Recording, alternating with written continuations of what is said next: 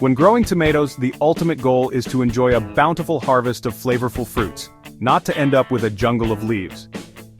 As tempting as it is to let your tomato plants flourish freely, too much foliage can actually work against you. Over the years, I've learned that pruning is a critical step for guiding your tomato plants to focus on producing fruit, instead of wasting energy on excessive leaf growth. Let me take you through everything I've learned about pruning tomato plants for the best results. It's an easy process once you know what to do, and your plants will thank you with a harvest that's worth the effort. Pruning tomatoes isn't just about keeping your garden tidy, it's about ensuring your plants thrive. When you prune correctly, your tomato plants direct their energy toward producing flowers and fruit instead of supporting a thick canopy of leaves. Too much foliage can create a humid environment, inviting fungal diseases like blight and powdery mildew. It can also block sunlight from reaching the fruit, which slows down ripening.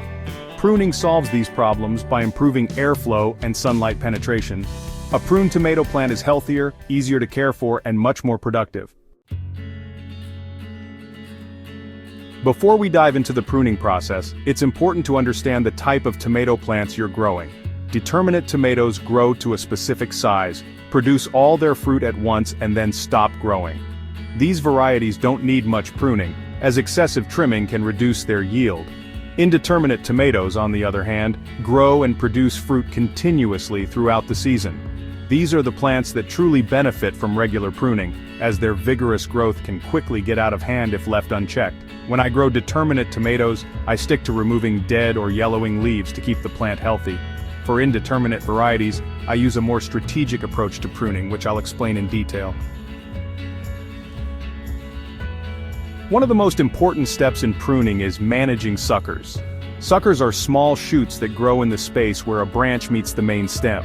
While they might seem harmless, suckers can quickly grow into full stems, turning your plant into a tangled mess and draining energy that could go toward fruit production.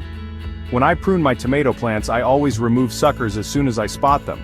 It's easiest to pinch them off by hand when they're still small, around 2 inches or less.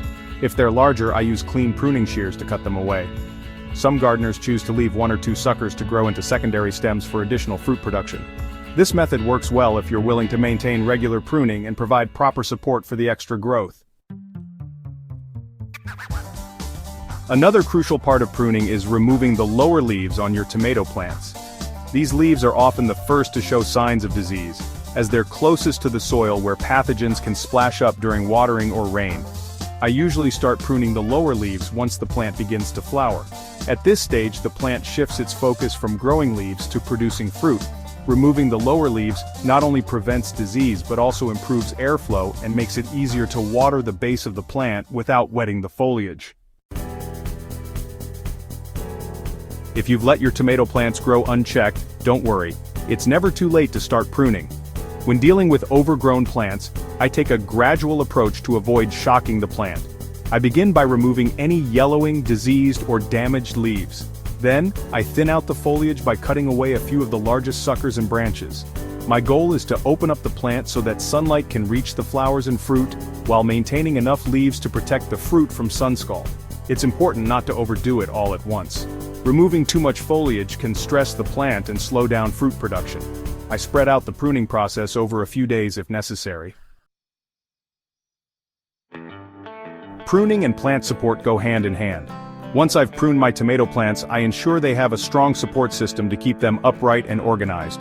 For indeterminate varieties, I prefer using sturdy stakes or trellises that can handle their continuous growth. I tie the main stems to the support structure using soft garden ties, leaving enough slack to avoid damaging the plant as it grows. This keeps the plant well supported, prevents stems from snapping under the weight of the fruit, and allows for better airflow and sunlight exposure. After pruning, tomato plants are better able to absorb nutrients and water since there's less competition from excess foliage. To help my plants recover and thrive, I give them a dose of balanced fertilizer, preferably one with a slightly higher potassium content to encourage flowering and fruiting. Watering is also crucial, especially for pruned plants. I make sure to water deeply and consistently, aiming for the base of the plant to avoid wetting the leaves. Adding a layer of mulch around the base helps retain moisture and keeps the roots cool. When I first started pruning, I made a few mistakes that I've since learned to avoid. One of the most common errors is over-pruning, which can leave the plant with too few leaves to photosynthesize effectively. I've also learned not to prune during the hottest part of the day, as this can stress the plant. Another mistake is neglecting to clean pruning tools between cuts.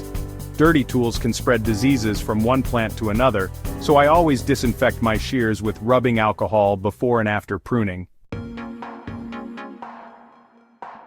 There's no better feeling than seeing the results of your hard work in the garden. A properly pruned tomato plant is a sight to behold.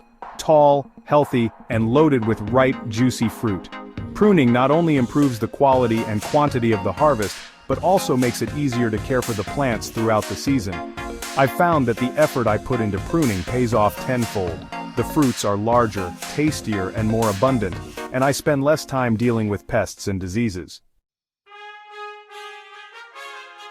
If you enjoyed this guide and found it helpful, please subscribe to Botanical Bliss for more gardening tips and tricks.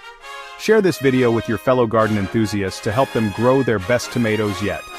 Together we can create beautiful, productive gardens that bring joy and nourishment to our lives. With these pruning tips, you're well on your way to growing tomatoes that steal the show in your garden. Happy gardening, and may your harvests be as fruitful as ever.